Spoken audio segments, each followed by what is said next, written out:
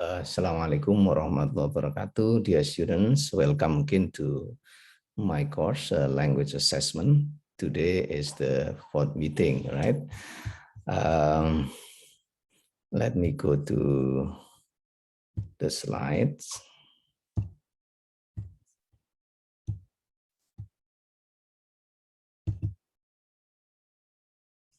Okay. All right, everyone. It's going to be the fourth meeting, and the title or the subtitles of this meeting is Assessing Reading, Writing, Listening, and Speaking Skills. I think you know that those particular skills are very, very popular in language learning, and you have already do this in the previous semesters, I think. Let me go first the assessing reading. Before assessing reading, I think you have to know the concept of reading comprehensions. Reading in this case is reading comprehension. It means that you need your student to comprehend the reading text. Okay, it means that this kinds of you know the concept of reading first. Just have a look at the slides. You know there are text, readers, comprehensions, and context. All right. So the comprehension is in the middle, right? The share, what is it? The share understanding. In this case, you have text. The text is the the feature of genres, and then you have readers, and the reader is someone who is reading, or the student, and then the context, the purpose of social relations, and so on, the features of context or situations. In this case, things that you have to see in the reading comprehension is things like that. So in general, we have macro and micro skills in reading. So the question is, what are reading skills, or what are reading comprehensions? What do you want your students to do in reading comprehension? That's the general question. So let's go to the macro skills in reading. I think we have skimming, we have scanning, we have survey for keys or surveying for keys, reading to understand main idea, these main ideas, and then distinguishing opinion from fact in readers in reading text, for example. You know, skimming is going through a text quickly to identify which parts, or whether parts are whole, the whole parts, and so on. And so you read quickly, but you identify something. What about scanning? Scanning is locating specific information in reading. So when you read just to locate some information, to see some information in your reading, that's scanning. So skimming and scanning are very important thing in reading comprehension. Surveying keys, you know, keys is the whole idea, or the keys is the nutshell of the reading comprehensions. The content, the nutshell or the conclusion of the content. What about the main idea? You have main idea, topic, sentences, and the general idea, title, and so on. And the important detail, I think you can also have to trace the development of the argument in the important detail, and so on. Those are, I think, and the fact and opinion, which one is fact in reading, which one is opinion of the writers, and so on. Those are called micro skills in reading. Things that you have to see, because when you want to assess the students' reading comprehension, you have to ask them just kind of thing, right?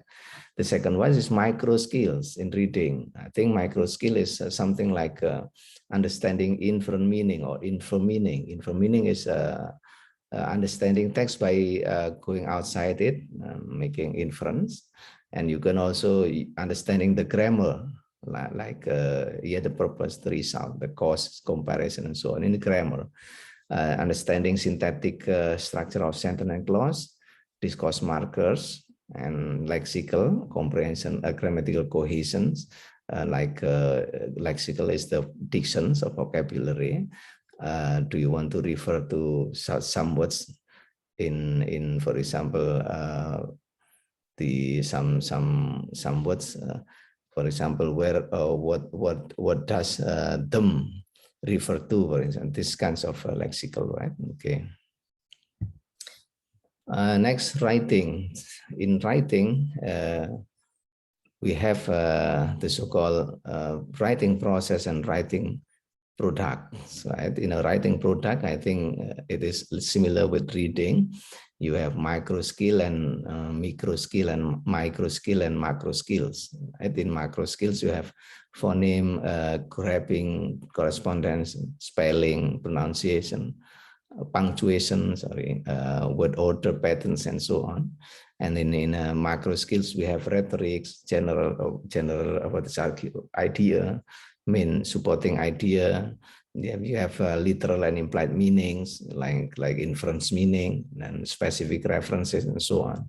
But in a writing process, you are assessing your students by following or tracing how your student is going to write from the first until the end.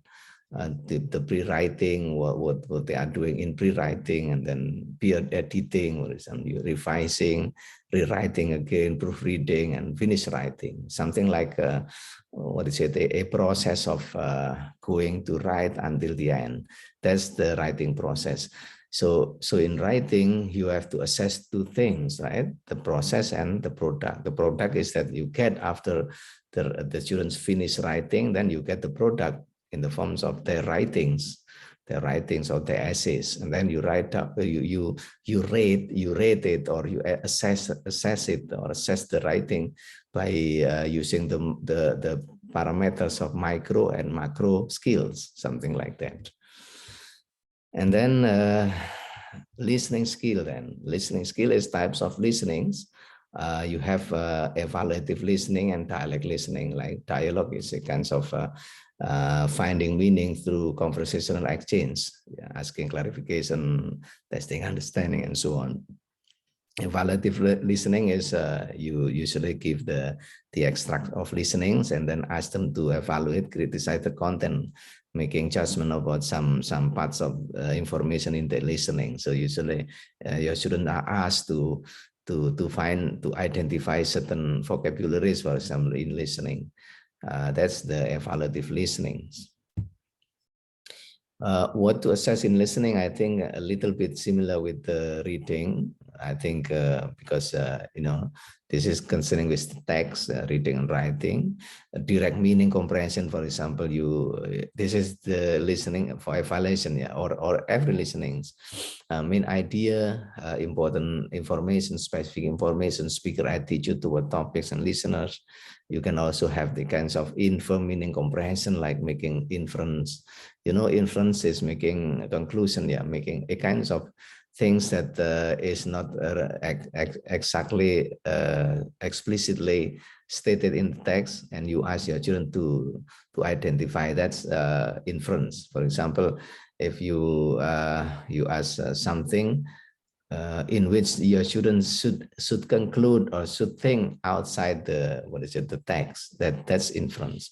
Evaluating content is also beyond the text. Recognizing communicative function is also beyond the text. That's why it's called infer meaning comprehensions, something beyond the text. Okay, contributory meaning comprehension, like prosody, like stress, intonations, discourse markers, lexis, and so on. So, for example, the intonation of sometimes prosody is very important. Prosody is intonation and intonation, pitch, stress, and so on.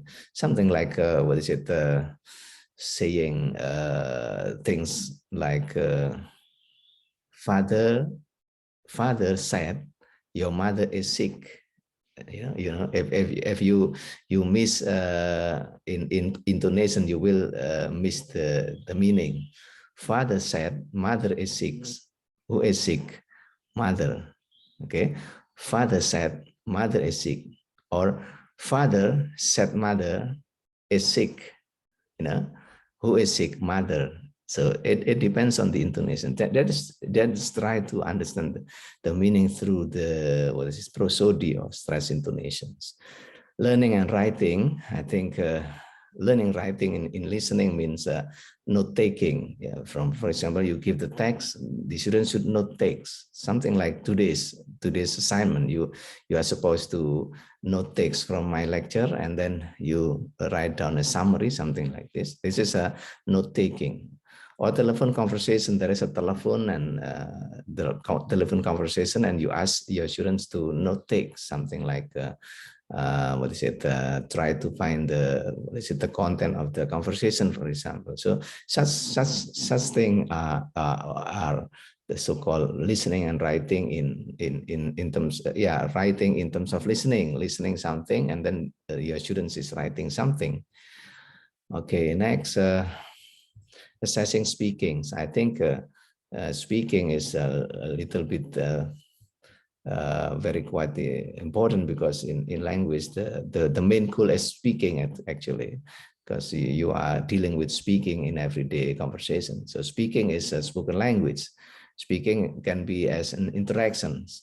Speaking can be a social activity, or speaking can be a situation-based activity. So in a language function, actually generally we have two language functions.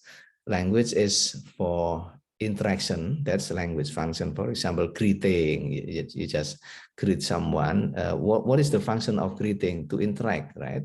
But sometimes you need a transactional function. This is to transact, to instruct, mean to inform something. Like, for example, if you go to the shop and then you are buying something, then you have to say something to the to someone who is holding in or who is waiting there, and then you actually making a transaction of informations.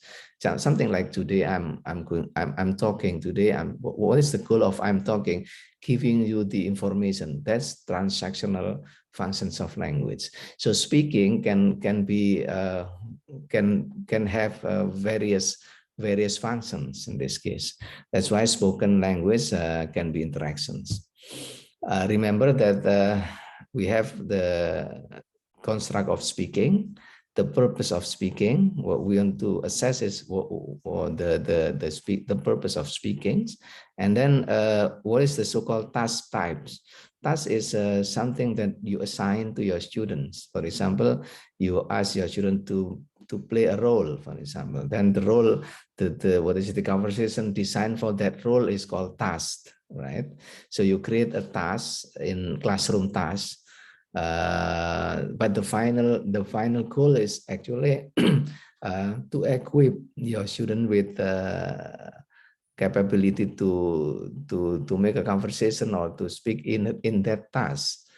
And later on, the students can speak in the real task. Real task means in the real conversation, the real role. For example, if you have a kinds of conversational task in the classroom, and then you make a kind of debate, and the debate is when you make the design, when you want to design the debate assignments to your students in the classroom, that's the so-called classroom task. But when the student later on follow the real debate, for example, in Unmul or in somewhere else in other universities, they are doing the real task, language task. So that's the task. So there is a so-called language classroom task or classroom language task and real language task. Okay, the task that they can find in a real life, something like this. So in speaking, you have to do that, because you will train your students or assess your student whether your student can do the task or not.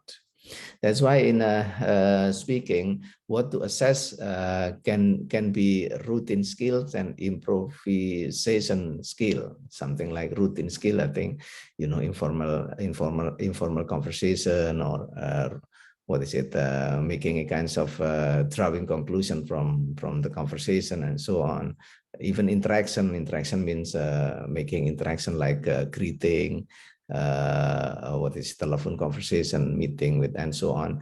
And then the improvisation skills is the negotiation of meaning. In this case, usually a speaker may check your understanding or ask opinion or clarification and so on, and the listener usually indicate the understanding by giving gesture, something like what is happening in the conversation naturally. This is called improvisation of skill, or skills of improvisation, something like this, to improvise your, what is it, your speaking. You are speaking spontaneously, something like this. So that's the things that you have to assess in speaking. Well, dear students, I think those are the, what is it, the things that they have to assess in all skills, yeah, speaking skill, writing skills, listening skill, and reading skills. And for assessment, I think it is very important to know, because when you design assessments, I think you have to know the what before doing to find the way, the what first, and the how, right? The how is the formats of the assessment. The what is things that they have to ask, things that you have to assess in speaking. So I think it is related to go back to, what is it, the instructional objectives, as we discussed earlier in the previous meetings. Well, that's all for today. Thank you, dear students. And I wish you can summarize this short meeting. And after that, you can submit your summaries. Thank you. Assalamualaikum warahmatullahi wabarakatuh. Good morning.